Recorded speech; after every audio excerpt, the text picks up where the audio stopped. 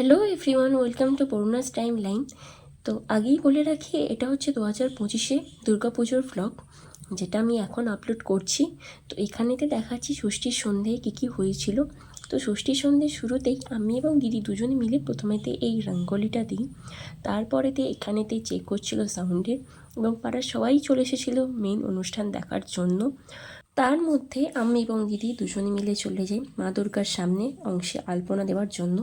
এই বছর দুর্গাপুজোর অনুষ্ঠানে ওপেনিংয়ে ছিল আমাদের ধনুচি নৃত্য এবং আদার্স অনেক ধরনের সঙ্গীত অনুষ্ঠানও ছিল, কিন্তু ব্যস্ততার কারণে তার আমি ভিডিও ক্লিপ নিতে পারিনি, তাই আমি এখানেতে দেখাতে পারছি না।